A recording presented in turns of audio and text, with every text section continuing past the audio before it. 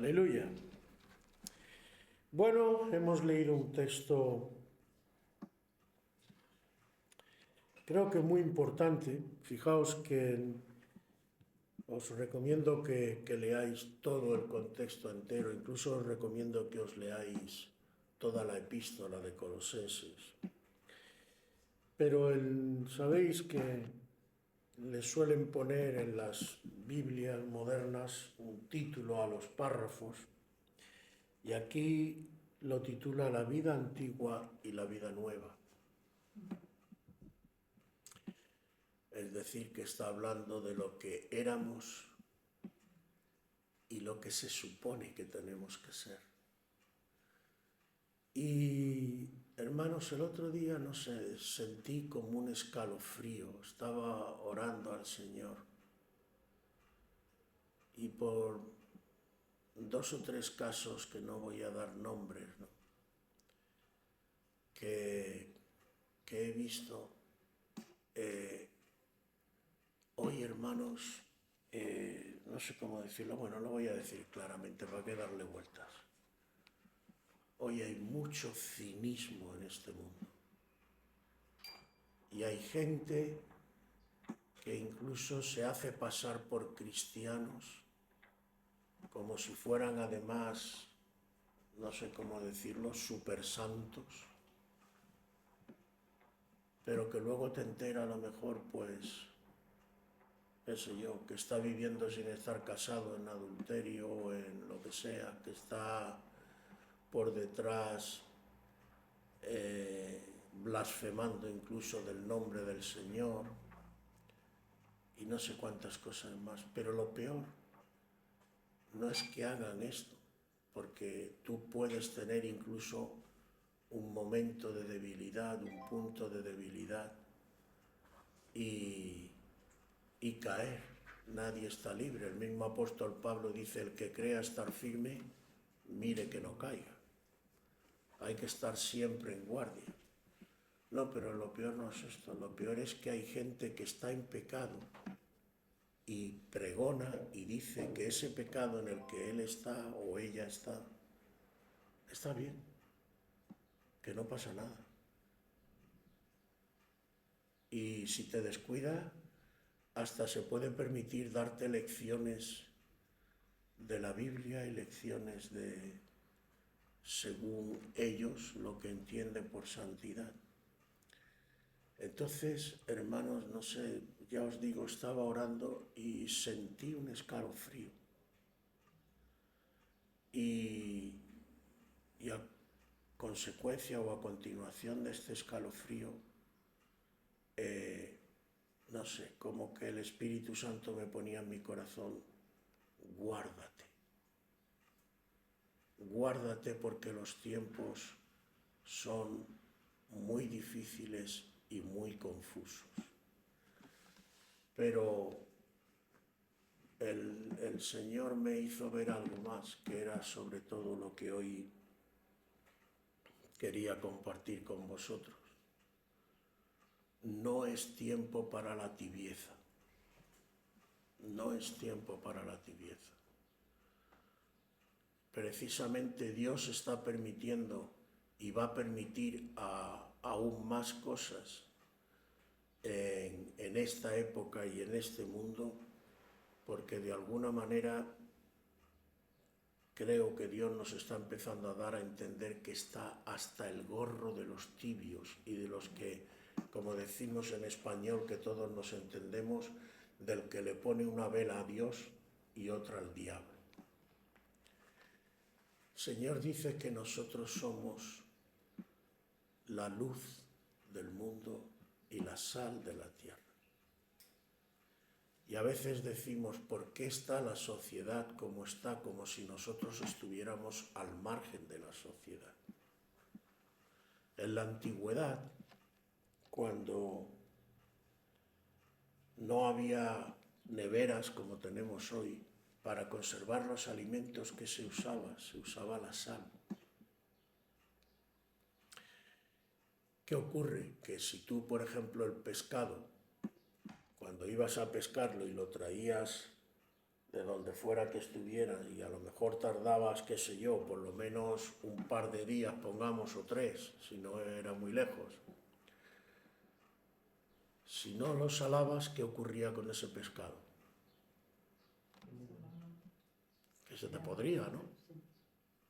Entonces, tenías que salarlo para evitar que se pudriera.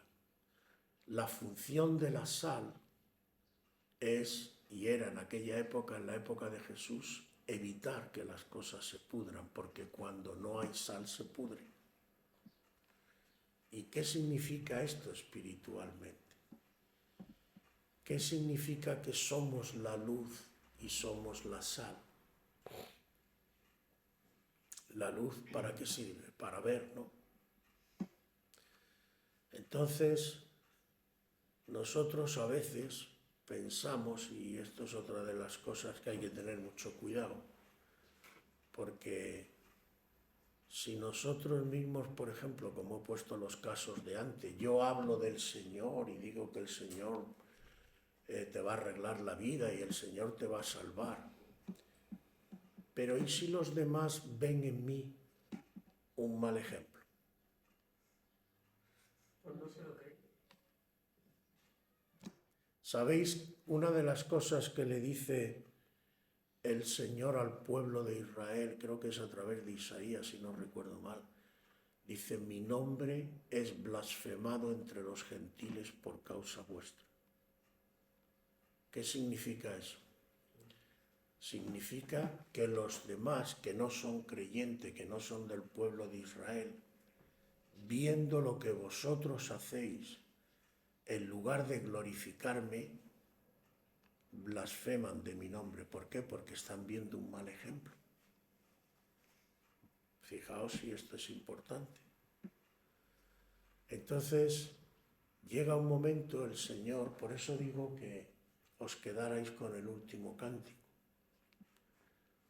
A pesar de todo, Dios se deleita en la misericordia. Dios quiere tener misericordia de ti.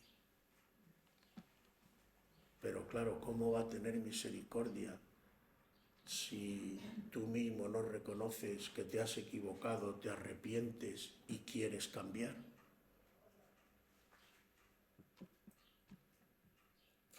¿Para qué? Por eso es necesario arrepentirse.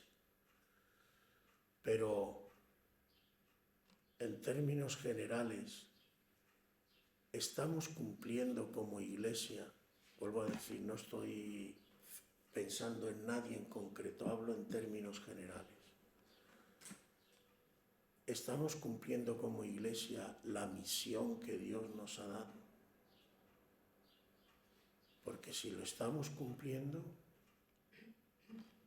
¿por qué está también el mundo tan mal?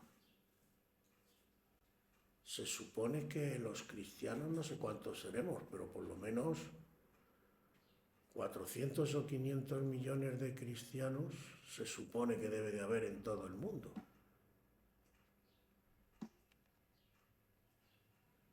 ¿Qué pasa? ¿No será que hemos convertido el cristianismo en una parodia?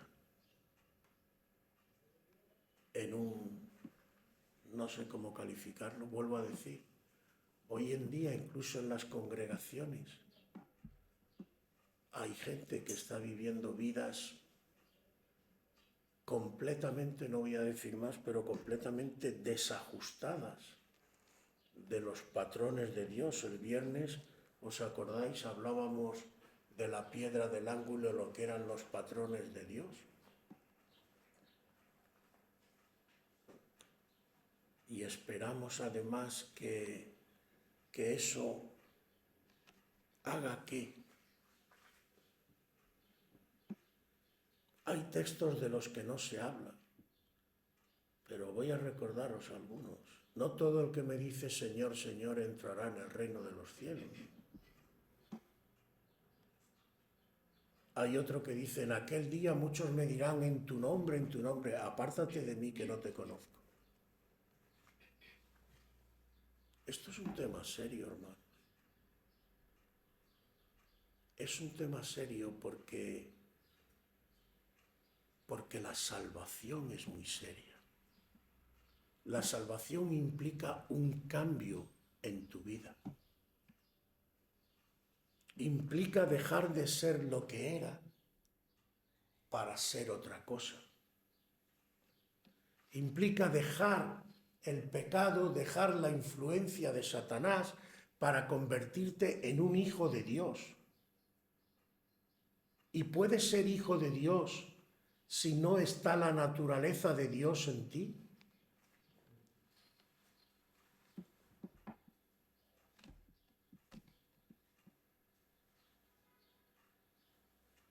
¿Por qué sabemos que Antonio, Abraham son hijos de Antonio y de Paqui? Porque llevan ¿qué?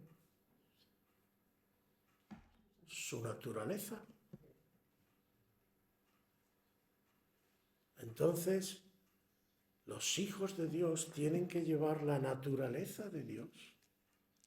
El Espíritu Santo, ¿qué es si no es la naturaleza de Dios? Es su vida.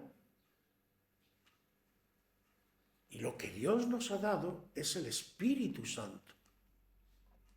Que por cierto, a veces no utilizamos ni la lógica. Porque si utilizamos la lógica, si el Espíritu Santo está en ti y tú te dejas guiar por el Espíritu y es Él quien gobierna tu vida,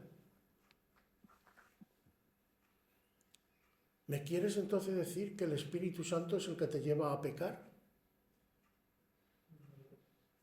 ¿Ah? Entonces, ¿qué pasa? ¿Ah? Nuestra carne y el otro azuzando nuestra carne nos lleva por caminos por los que no deberíamos de ir. Pero es tiempo, hermano, y todo esto lo traigo a colación porque sinceramente creo que es tiempo, la Iglesia tiene que empezar a alcanzar madurez, a sacudirse ya un montón de cosas. Este cristianismo al que estamos acostumbrados, no solamente los católicos, a veces nos metemos mucho con los católicos por la tradición y pero los evangélicos también, a veces hay que echarnos de comer aparte, seamos sinceros. Y a veces tenemos, aunque no lo reconozcamos, hasta idolatría. Sí, idolatría. Porque cuando tú, por ejemplo, vas corriendo detrás de un siervo de Dios, por muy santo y muy tal que sea, y parece que si ese siervo no es el que hace la cosa y ora por ti y te sana y tal, parece que ya no hay vida cristiana, eso se llama idolatría. Tú estás poniendo a ese siervo en el lugar que solo Cristo puede ocupar. Porque quien te ha salvado es Jesucristo. Quien es tu maestro es Jesucristo.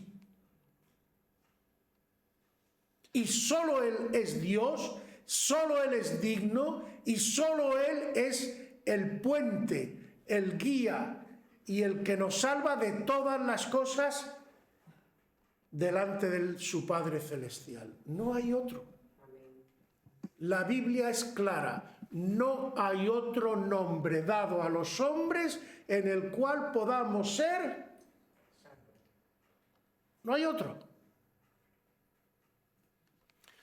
Y yo creo que es tiempo de que la Iglesia empiece a madurar. Ya no, Dios no quiere solamente gente que venga y gente que pase un ratito y gente que... No. Dios quiere, como le dice al pueblo de Israel, bajé yo a mi viña, yo esperaba encontrar uvas que me supieran agradable y mira tú por dónde encuentro uvas agrias.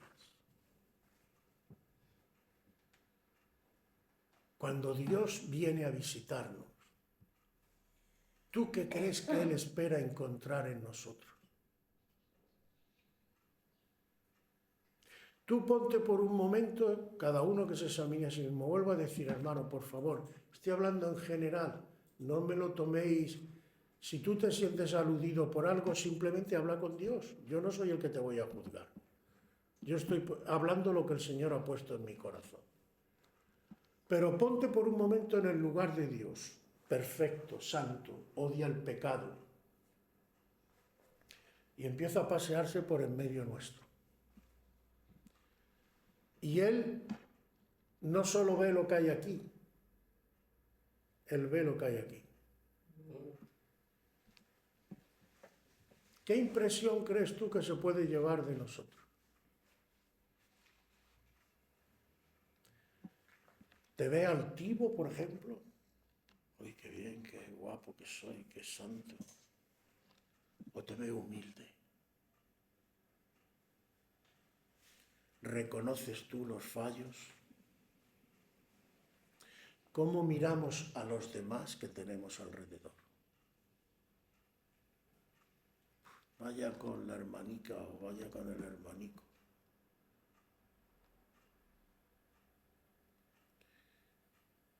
Si Dios ve ese panorama, ¿cómo crees que se sentirá Dios? Tú mismo, los que tenéis hijos, si tú te presentas en un sitio donde tus hijos se están tirando al cuello el uno al otro, donde no están comportándose de una manera correcta, digámoslo así, ¿tú cómo te sentirías? ¿Bien? ¿Cómodo? ¿O te darían ganas de decirle a tus hijos, mira, tú esto lo tienes que corregir, tú aquello y tú aquello? Sois hermanos, ¿no os dais cuenta que sois hermanos?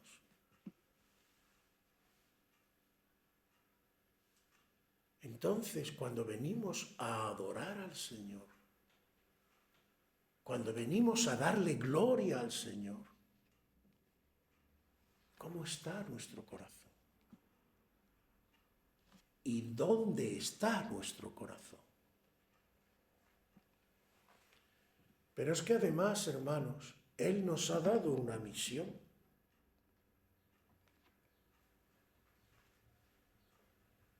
No solo se trata de llenar los locales de gente. Es más, seamos sinceros, ¿para qué queremos locales de ahora mismo aquí que tuviéramos que coger otro local 5.000 personas? Pero, ¿y si estas 5.000 personas son iguales o peor que las del mundo? ¿Para qué tanto?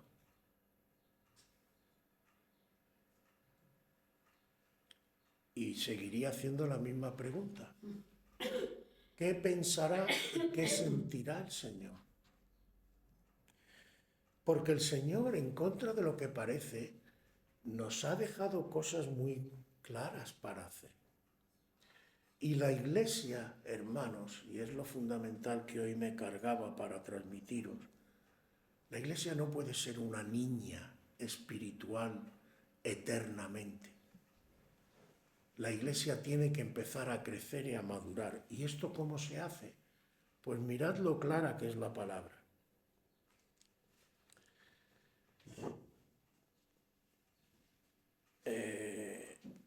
¿Dónde estaba? Vestíos pues como escogidos de Dios, vestirse. ¿Qué es vestirse? Ponerse algo, ¿no? Para no andar, por cierto, desnudo. Porque se supone, de momento todavía, ya veremos a ver cómo va la cosa, que te da cierto pudor ir, con perdón, en pelotas por la calle. Y nos vestimos. Bueno, pues aquí coge y hace un símil, hace un paralelo.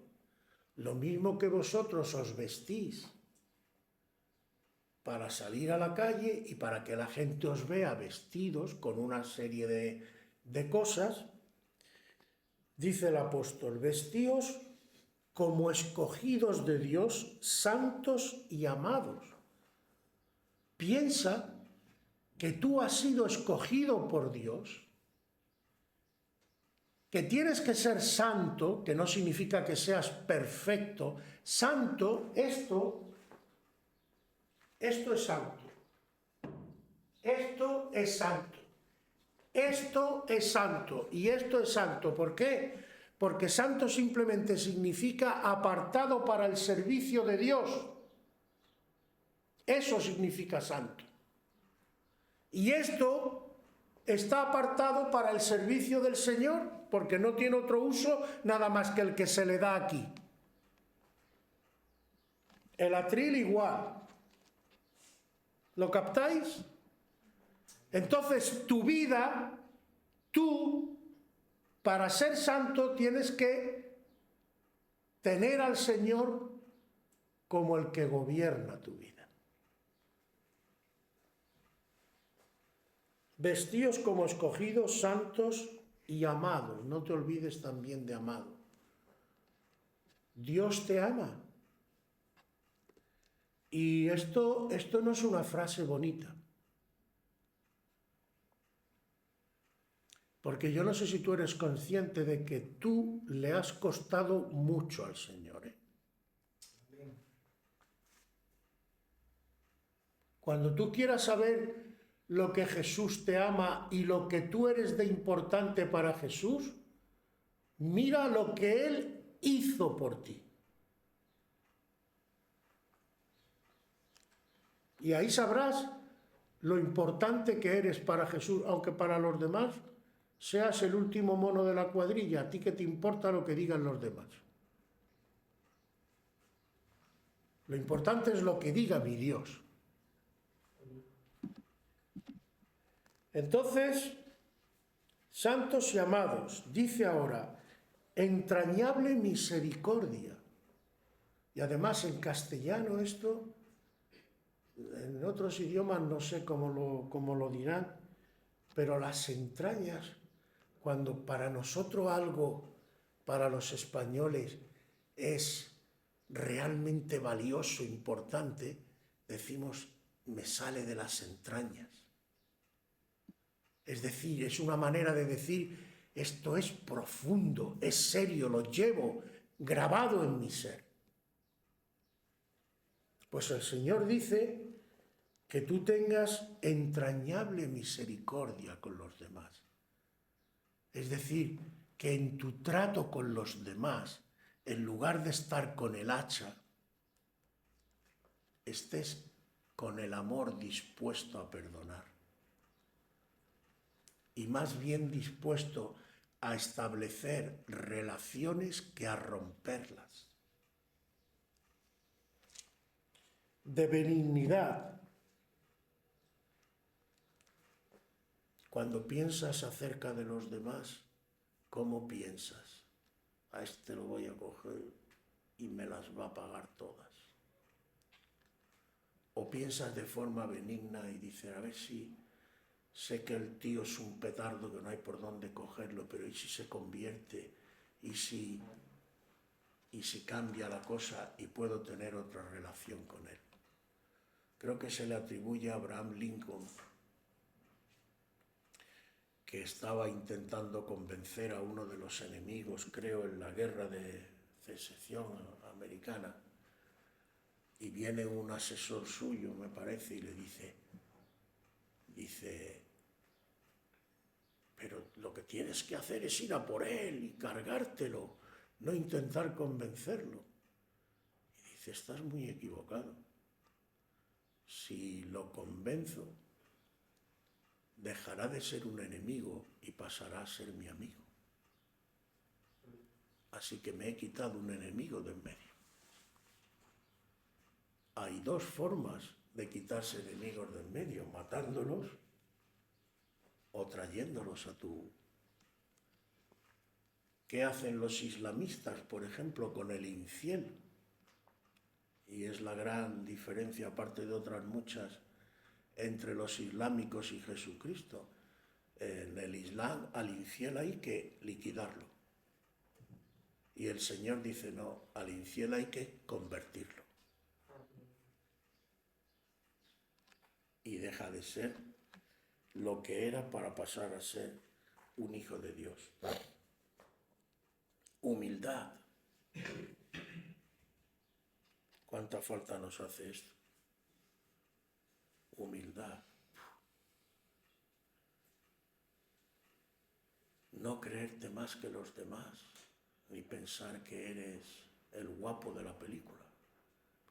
Porque hasta el guapo de la película le salen arrugas cuando es mayor y deja de ser el guapo de la película. Pero nos creemos a veces que somos...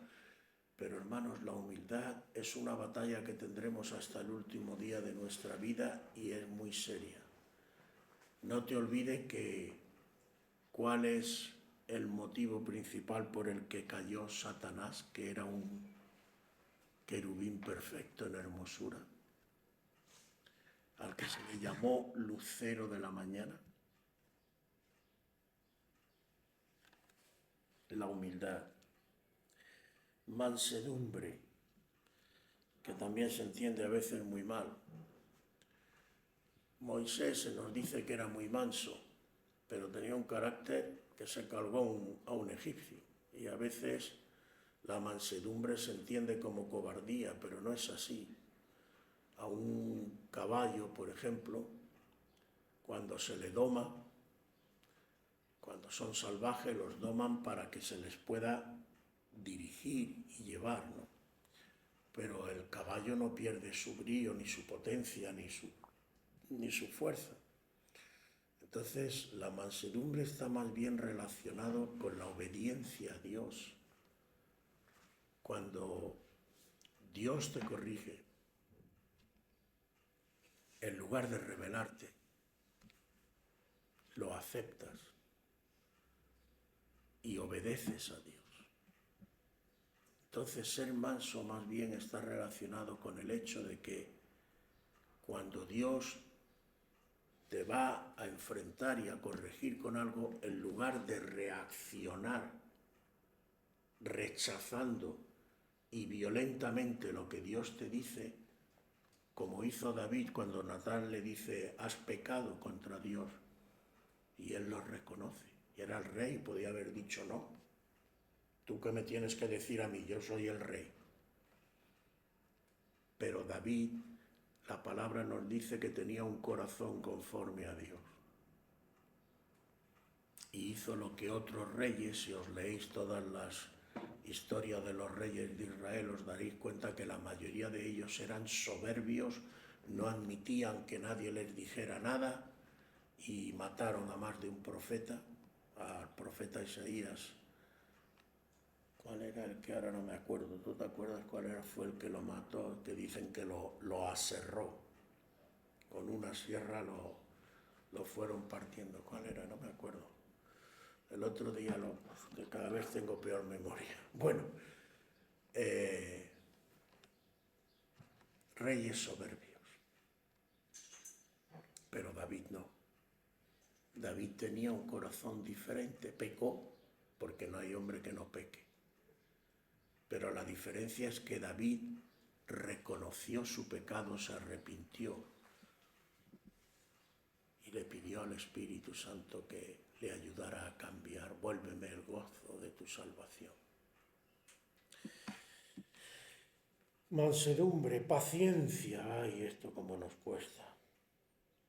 Aprender a esperar en el Señor y a no desesperarte.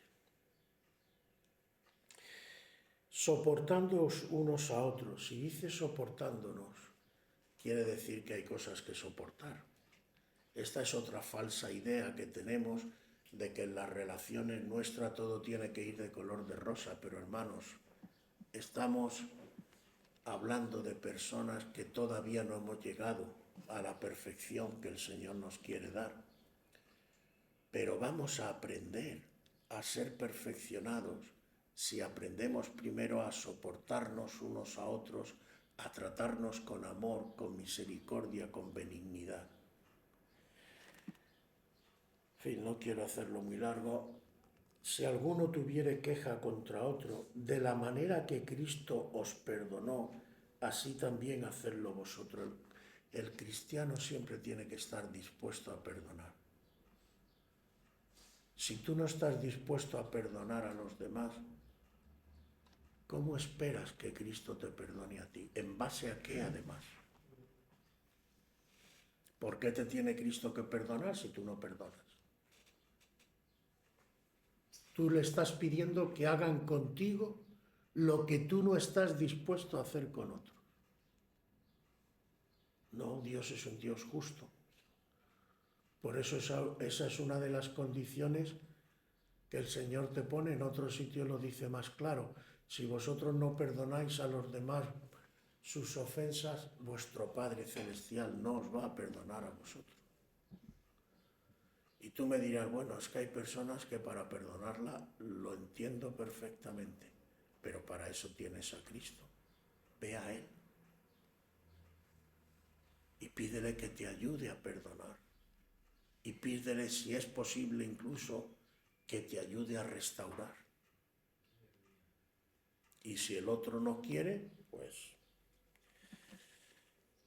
es problema del otro. Pero de ti, como dice el apóstol Pablo, que no quede. Y sobre todas estas cosas vestíos de amor, que es el vínculo perfecto. ¿Qué mantiene a la Trinidad unida?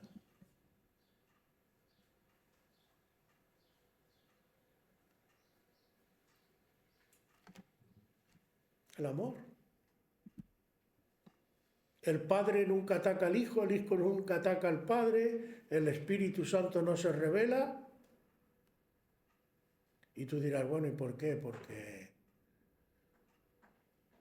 te está diciendo que el amor de Dios, evidentemente, el amor desinteresado, el amor no egoísta, dice que es el vínculo perfecto. ¿Qué es un vínculo? Lo que vincula, lo que une dos partes o tres o las que sean, ¿no? Bueno, pues el vínculo perfecto es el amor. Entonces, ¿qué mantiene unido a la Trinidad? Un Dios, tres personas. El amor. Por eso en 1 Corintios 13 dice, las profecías pasarán, la ciencia pasará, la fe pasará, porque entonces veremos cara a cara. Incluso la esperanza, porque ya habrá llegado lo que esperábamos. De todo, cuando estemos con el Señor, ¿qué es lo único que va a quedar? El amor. El amor. El amor lo llenará todo. El amor. Vestíos con el amor del Señor. Es decir, nosotros tenemos el privilegio de poder empezar aquí y ahora ya a vivir el amor del Señor. Y podemos practicarlo con los hermanos. Tú me dirás, bueno, sí, pero es que a veces es difícil. Por supuesto, si Dios, más realista que Dios no vas a encontrar. Ahora yo te pregunto, te voy a ser clarito. Si Dios te aguanta a ti y me aguanta a mí, ¿tú no puedes aguantar a los demás?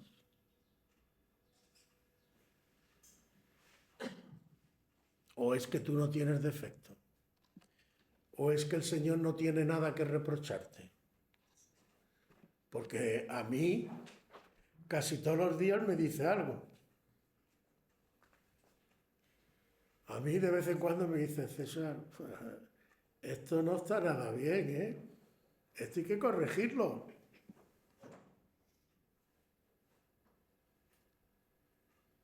Lo que pasa es que todo lo ponemos además siempre porque Satanás es muy astuto, te lo pone así de color negro y tal, pues yo tal, ahí te provoca para que tu ira y para que salga tu rebeldía y salga todo esto. Pero tampoco es tan así, hermanos. A ver, ayer mismo pasamos un buen rato. ¿Fue difícil?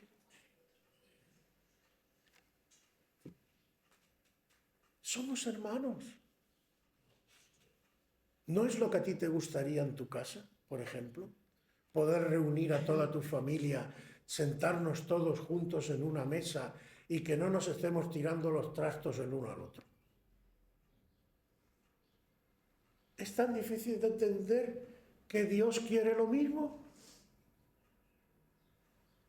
Que salen temas, ya sé que salen temas, pero Dios nos manda en la medida de lo posible a zanjar los temas, no a tenerlos ahí y aumentarlos.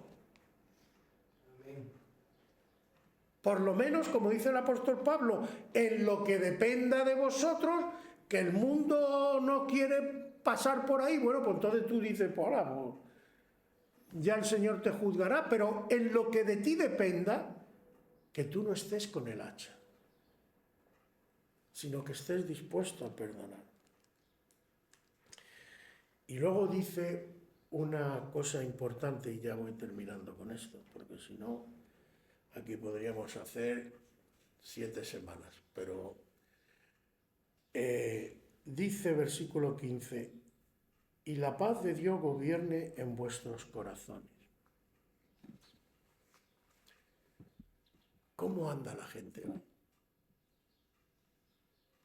Porque además a veces decimos, oh, todo esto está muy bien escrito y tal, pero en el fondo yo sé que hay mucha gente que dice, esto yo no lo voy a aplicar a mi vida, esto es una locura, esto es tal, esto no sé qué.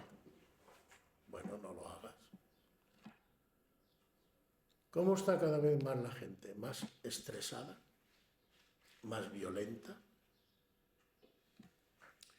Tanto que se busca por ahí, mira que hay cosas hoy para hacer, hay sexo libre, droga, alcohol, fiestas. La gente le gusta más una fiesta con un bolígrafo. Llegan los fines de semana a la discoteca, por ahí.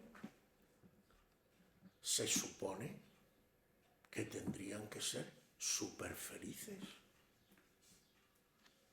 Bueno, entonces, ¿por qué ha aumentado el número de gente que consume medicamentos y cada vez la gente toma más pastillas?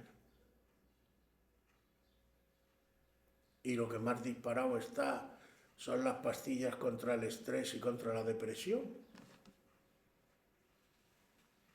¿Por qué hay tan poca paz en los corazones? Pues es muy sencillo. El mundo no te da ninguna paz. Satanás lo único que te da es ansiedad, problemas, estrés y todo lo malo que puedas hallar. ¿Por qué? Es muy sencillo, porque él ha venido a robar, matar y destruir. Y veis como toda la palabra del Señor es clarita, ¿no? El Señor no te lo deja todo bien para que tú lo entiendas, para que lo veas. Eso es lo que va a hacer Satanás en tu vida. ¿Qué hace con la vida de los alcohólicos? ¿Qué hace con la vida de los drogadictos?